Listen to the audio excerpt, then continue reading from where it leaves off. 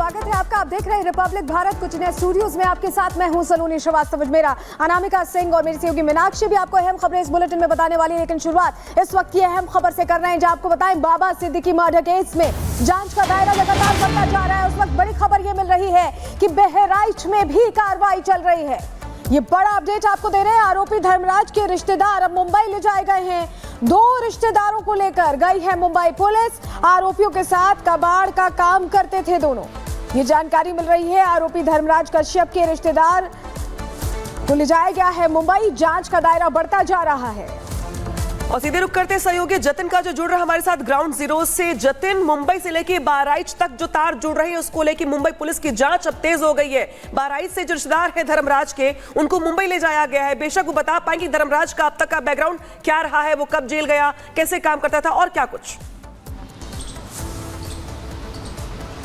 आज बिल्कुल देखिए, जिन 2 लोगों को डिटेन किया गया है बहराइच से, वो शूटर धर्मराज कश्यप के बेहद नज़दीकी माने जाते हैं। मुंबई में जब धर्मराज कश्यप एक तरीके से कबाड़ का काम करता था, तो ये दोनों जो उसके रिश्तेदार हैं वो उसी के साथ काम करते थे। हालांकि 3 राज्यों में 15 टीमें मुंबई क्राइम ब्रांच की है, जिसमें बहराइच में भी मुंबई क्राइम ब्रांच की टीम मौजूद थी। परिवार वालों के स्टेटमेंट लिए गए। जिन 2 लोगों को डिटेन किया गया है उन्हें मुंबई इस लिहाज से भी लेकर आया जा रहा है ताकि पता किया जा सके कि पिछले 1.5 महीने में इन लोगों की प्लानिंग क्या थी, किन लोगों से ये बात करते थे। हालांकि इनिशियल जो पूछताछ है वो बहराइच में भी मुंबई पुलिस ने की थी। इन दोनों से संतोषजनक जवाब नहीं मिले और यही कारण है कि डिटेन करके उनको अब मुंबई लाया जा रहा है और यहां पर इस पूरे मामले की जो डिटेल इन्वेस्टिगेशन है वो की जाएगी। कल जिस तरीके से कुर्ला के घर में हम पहुंचे थे तो वहां पे हमने देखा कि लिमिटेड सामान रखा हुआ था। टीम ने वहां से कुछ सबूत इकट्ठे किए, आसपास के लोगों के स्टेटमेंट जो है वो दर्ज किए। उसी बिना पर आगे की जो इन्वेस्टिगेशन है वो की जा रही है। साथ ही आपको बता दें कि हरियाणा के कैथल में भी इस समय क्राइम ब्रांच की टीम मौजूद है। जो दूसरा शूटर है उसके घर वालों के भी स्टेटमेंट जो है वो दर्ज किए जा रहे हैं। दरअसल मोटिव क्या है, मंशा क्या है, इसको लेकर पुख्ता सबूत क्राइम ब्रांच जुटाना चाह रही है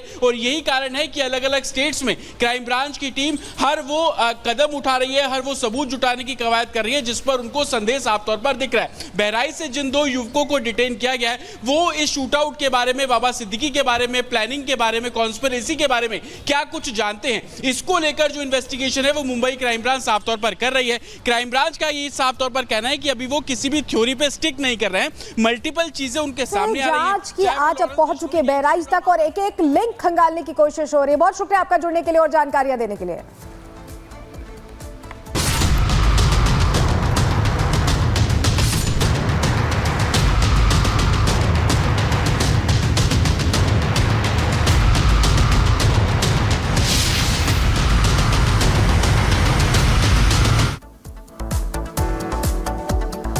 ट्रूडो की तरफ से लगातार झूठी बयानबाजी की जा रही है और अब ऐसे में भारत की तरफ से भी प्रतिक्रिया सामने आई है। कनाडा पर भारत भड़का हुआ नजर आ रहा है और यही वजह है कि एक्शन देखने को मिली है, जहां पर 6 राजनयिकों को साफ तौर पर यह कह दिया गया है कि आप 19 तारीख तक भारत से चले जाइए। आखिरकार कनाडा की तरफ से ये अनर्गल बयानबाजी बार बार क्यों की जा रही है और आने वाले वक्त में वहां पर जो प्रधानमंत्री पद के लिए चुनाव होने वाले हैं उन सब से किस तरीके से ये जुड़ते हुए नजर आ रहा है, इस रिपोर्ट में आपको दिखाएंगे।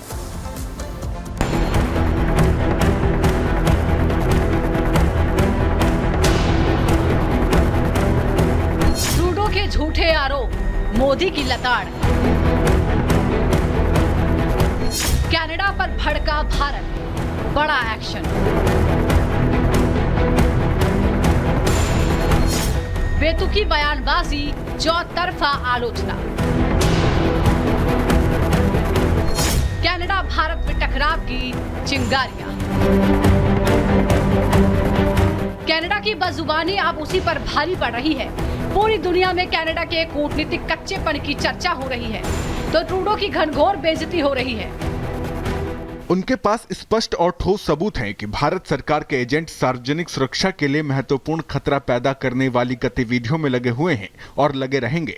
इसमें गुप्त जानकारी एकत्र करने की तकनीक, दक्षिण एशियाई कनाडाई लोगों को लक्षित करने वाला बलपूर्वक व्यवहार और हत्या सहित 1 दर्जन धमकी देने और उल्लंघन करने वाले कृत्यों में शामिल होना है। भारत कनाडा के रिश्तों के इतिहास में शायद पहली बार है जब मोदी सरकार ने कनाडा को लेकर इतना बड़ा फैसला किया है। लेकिन जरा पहले इन तस्वीरों को समझिए। कनाडा की बदजुबानी के बाद भारत ने कनाडा के राजदूत को तलब किया। इसकी वजह थी कनाडा की तरफ से भारत पर लगाए गए झूठे आरोप जो हरदीप सिंह निज्जर की हत्या को लेकर था। भारत ने कनाडाई राजदूत स्टीवर्ट विलर को बुलाकर न सिर्फ तल्ख अंदाज में एतराज जताया, बल्कि साफ कह दिया कि कनाडा में भारत के हाई कमिश्नर पर बेबुनियाद आरोप लगाए गए। ट्रूडो सरकार ने हाई कमिश्नर के साथ ही दूसरे डिप्लोमेट्स की सुरक्षा को खतरे में डाला। भारत को कनाडा सरकार पर भरोसा नहीं है कि वो उन्हें सुरक्षा दे पाएगी। उच्चायुक्त समेत 6 राजनयिकों को निष्कासित कर दिया। निष्कासित राजनयिकों को 19 अक्टूबर तक भारत छोड़ने के निर्देश दिए गए हैं। अपने 6 राजनयिकों को भी कनाडा से वापस बुला लिया है। यानी कनाडा को सबक सिखाने के लिए भारत ने बड़ा फैसला किया है। तो ये कनाडाई सरकार और प्रधानमंत्री जस्टिन ट्रूडो का एक और इंटरनेशनल अपमान का अध्याय है। लेकिन इसकी शुरुआत कहां से हुई?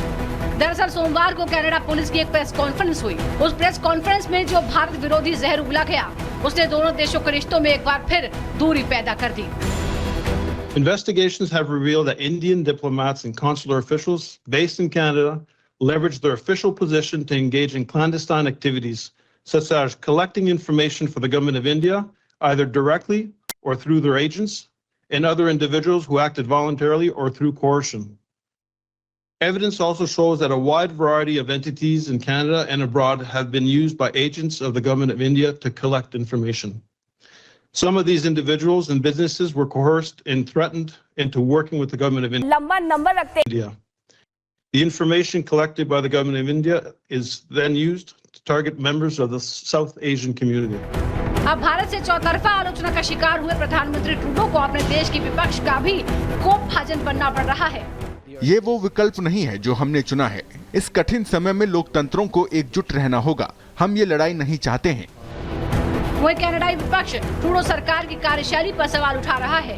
ट्रूडो को पूरी तरह से नाकाम बता रहा है। 9 साल उदार सरकार हमारे लोगों को सुरक्षित रखने या राष्ट्रीय सुरक्षा और विदेशी हस्तक्षेप को गंभीरता से लेने में विफल रही। इस वजह से कनाडा इन गतिविधियों के लिए खेल का मैदान बन गया है। कनाडा के अधिकांश लोग इस सरकार से अविश्वसनीय रूप से तंग आ चुके हैं। मैं मीडिया को विश्वसनीय नहीं मानता, जस्टिन ट्रूडो को विश्वसनीय नहीं मानता। इतने सारे कनाडाई इसे देखेंगे, कंधे उचकाएंगे और शायद भारत का पक्ष भी लेंगे। बीते साल भी पीएम जस्टिन ट्रूडो ने भारत पर बिना सबूत निज्जर की हत्या को लेकर आरोप लगाए थे। ट्रूडो ने दावा किया था कि भारत ने ही निज्जर को मरवाया है।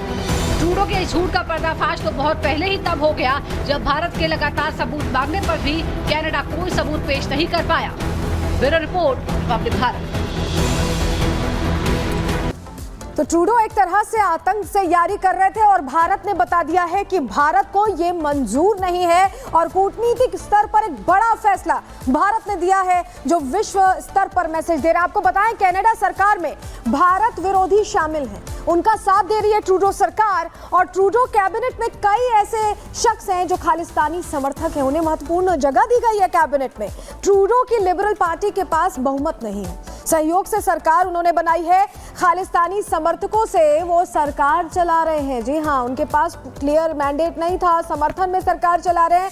आतंकवादियों को जस्टिन ट्रूडो का समर्थन मिल रहा है क्योंकि वो उन्हीं की बोली बोल रहे हैं। वोट बैंक के लिए आतंकवादियों को पनाह देने से भी नहीं चूक रहे ट्रूडो, यानी हर तरह से बस सरकार में रहना चाहते हैं, चाहे आतंकियों को ही सपोर्ट क्यों ना करना पड़े। भारतीय राजनयिकों को ये आतंकी धमकी देते रहे हैं, क्लियर धमकी देते रहे, वार्निंग देते रहे हैं। आतंकियों को कनाडा सरकार का संरक्षण मिला है और यही वजह है कि उनका मन इतना बढ़ गया है कि वो भारतीय जो अधिकारी वहां रहते हैं उन्हें धमकी देते दिखाई दे रहे हैं। लेकिन अब भारत ने क्लियर कर दिया है कि भारत इसे और बर्दाश्त नहीं करेगा। कनाडा और भारत के संबंध अच्छे रहे हैं लेकिन ट्रूडो की जो गतिविधियां हैं उससे संबंध खराब हो रहे हैं। भारत ने ये लिस्ट कर दी है लेकिन कोई कार्रवाई अब तक इस मामले में नहीं हुई, जिसके बाद भारत ने अपना डिप्लोमेटिक स्टैंड लिया है। तो क्या महज वोट के लिए ट्रूडो भारत के खिलाफ जहर यहाँ पे उगल रहे हैं? इसी पे चर्चा करने के लिए हमारे साथ स्टूडियो में मौजूद हैं फॉर्मर डिप्लोमेट दीपक बोहरा जी। सर, शुरुआत में आपसे इस तरीके से करना चाहूंगी कि अब अगले साल चुनाव होने हैं कनाडा में प्रधानमंत्री पद को लेकर के, और जो वहां की आबादी और जो वहां के पॉलिटिकल कैलकुलेशंस हैं उसको देखते हुए ट्रूडो की ये वोट बैंक की पॉलिटिक्स से इस तरीके का बयान देना भारत के खिलाफ जहर उगलना। आभारी हूँ कि आपने ये मौका दिया। बहुत अच्छा लगता है जब आपके शानदार चैनल पर होता हूँ, बहुत कुछ सीखता हूँ और आपसे बहुत कुछ सीखता हूँ बेटी, you are one of the best. अब आपने ये जो प्रश्न पूछा है कि वहाँ पे क्या हो रहा है, सबसे पहले तो ये जो क्लाउन ऑफ कनाडा है, शायद आप उसको जस्ट आउट ट्रूडो ऐसा ही कुछ उसका नाम है, कंप्लीट क्लाउन। वैसे ट्रूडो साहब, अगर आप ये प्रोग्राम देख रहे हैं तो पता लगा है कि एक जोकर की जगह खाली है, भारतीय सर्कस में आ जाओ, आपको नौकरी दे देंगे। पागल आदमी है, बेवकूफ़ है। अब मैं आपको बताता हूँ मैडम, आपको पता है कि पिछले महीने इसकी जो सरकार है इसकी सरकार बनी हुई थी, समर्थन मिलता था एक न्यू डेमोक्रेटिक पार्टी से जिसके कोई जगमीत साहब थे, वो उसके नेता थे। उन्होंने अपना सपोर्ट विड्रॉ कर लिया, यानी ये माइनॉरिटी गवर्नमेंट में है। अगर कल नो कॉन्फिडेंस होता है ये हार जाएगा और फिर जब चुनाव होंगे इसकी पार्टी को एक भी सीट नहीं मिलेगी। मैं आपके लिए पढ़ रहा हूँ मैसेज, मेरे बहुत दोस्त हैं, मैं उस एरिया में रहा हूँ, from Canada. One of the most interesting messages. Dear Ambassador Deepak, we apologize for the antics of this fellow. Our relationship with India is too important. Please don't let it deteriorate anymore. और what can I do in this? आप ही का आदमी ये करता जा रहा है। मैं एक चीज़ कर सकता हूँ, उसको चाणक्य नीति भेज देता हूँ, उसमें 2 चीज़ें लिखी हुई हैं कि कभी भी राजा को घमंडी नहीं होना चाहिए और गुस्सा नहीं आना चाहिए। ये दोनों हैं इसके पास। हर चीज़ जो होती है मैं इसको ब्रीफ करूंगा, उसको ब्रीफ करूंगा। बेटा मैं एक बड़ी मजेदार चीज़ बताता हूं। जब पहली बार इन्होंने आरोप लगाया था पिछले साल कि इसका जो डार्लिंग प्लम्बर था ना, वो निज्जर फिज्जर जो था, कि उसका भारत का हाथ उसके अंदर, तो कहता मैं अपने सारे दोस्तों को बताऊंगा, एलाइज को बताऊंगा। इसने किंग जॉर्डन, जो जॉर्डन के शहंशाह, उनको फोन करके बोला। कई बार ऐसा हमने देखा भी है कि जब वहां पर खालिस्तानियों की मूवमेंट होते हैं, वो खुद भी वहां पर प्रमुखता से उनकी पार्टी खड़े हुए नजर आती है। और आप जो बात कर रहे हैं, अप्रूवल रेटिंग भी यही कहती है कि 31% लोगों के बीच में वो प्रसिद्ध है, जबकि जो विपक्षी नेता है वो 40% लोग हैं उन्हें पसंद करते हैं। यानी सब कुछ जो हो रहा है वो चुनाव के नजरिए से हो रहा है। लेकिन रविंद्र सचदेवा जी, एक बात और, क्योंकि ये सवाल सबके मन में आ रहा है कि कनाडा में क्योंकि भारतीय स्टूडेंट्स बहुत ज्यादा जाते हैं पढ़ने के लिए,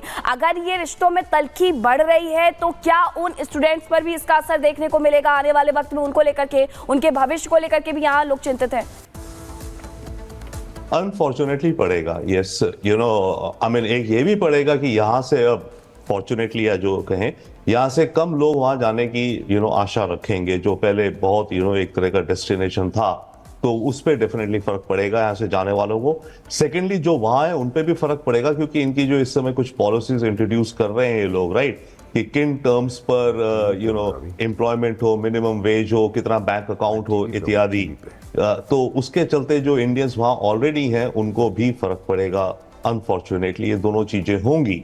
एंड हाउसिंग का जो है महंगी है, बहुत सारे एक्चुअली डोमेस्टिक फैक्टर्स हैं जिसके चलते ऑल्सो इसको कंपल्शन हो गई है अपना वोट बनाने की। वही बात है, अप्रूवल पॉलिटिशियन को चाहिए होते हैं अपने अपनी रेटिंग रखने के लिए। इनफैक्ट विद इन इनकी पार्टी के अंदर भी शायद इसको हटाया जा सकता है बिफोर द इलेक्शन, या इलेक्शन को आगे किया जा सकता है जो कि 2025 में है। तो ट्रूडो का पॉलिटिकल फ्यूचर तो लगता है कि काफी डार्क है, बट अनफॉर्चुनेटली क्या हो रहा है कि वो अपने साथ कनाडा और भारत के रिश्तों को भी गड्ढे में धकेले जा रहा है। रिश्ते तो खराब हो चुके हैं और ये अब पूरे जग में जाहिर भी हो चुका है, क्योंकि ये जो स्टेप लिया है भारत ने, क्लियर मैसेज दिया गया है। दीपक वोरा सर, जरा आपसे ये समझना चाहेंगे, ये ऐसा पहली बार नहीं हुआ है ट्रूडो का ये स्टैंड सामने है। तमाम रैलियां होती रहती हैं खालिस्तान के लिए, खालिस्तान नाम की कोई जगह भारत में है ही नहीं, फिर भी आप वो रैलियां अलाउ कर रहे हैं। तो आपने तो पहले ही एंटी इंडिया अपना वो दिखा दिया ना। आपके देश में बहुत सारी जगह है, वहीं बना दीजिएगा। आपके डार्लिंग प्लम्बर को मार दिया है, किसी और को मार दिया, तो आप वहाँ पे उनको जगह दे दीजिए, सब लोग खुश हो जाएंगे। एक चीज़ आपको बताना चाहता हूँ मैम, मुंबई में कोई सिद्दीकी नाम था उनका जिनकी हत्या हुई थी, और आरोप लगाया गया कोई कनाडा में जेल में बैठा हुआ उसका हाथ इसके अंदर था। और ये ट्रूडो साहब, पहले उसको जाके पकड़ो। क्या ये तुम बेकार की बातें कर रहे हो? जो आपके देश में बैठ के, जेल में बैठ के कुछ कर सकता है, कुछ समझ नहीं है कुत्ता। और फिर फाइनली मैम, आपको याद होगा कि 39 ईयर्स अगो कनिष्का का क्रैश हुआ था, और कनेडियन पुलिस ने अभी बयान दिया है कि हमारी इन्वेस्टिगेशन 39 ईयर्स के बाद भी चल रही है, 100 साल तक नतीजा पहुंचेगा। क्या नपुंसक लोग हैं ये, और क्या कह सकता हूं मैं। लेकिन इसी के साथ रॉबिन सचदेवा जी, सवाल ये भी है कि पिछले साल सितंबर का ही महीना था जब कनाडा की ओर से पहली बार ये बयान दिया गया था और निज्जर की हत्या को लेकर तमाम सवाल खड़े किए गए थे। तब से बड़ी तल्खी अब आज 1 साल पूरा होने को आ गया 2024 में, 1 साल से तल्खियां बढ़ती ही जा रही हैं। तो एक तरीके से अगर डिप्लोमेसी के हिसाब से देखें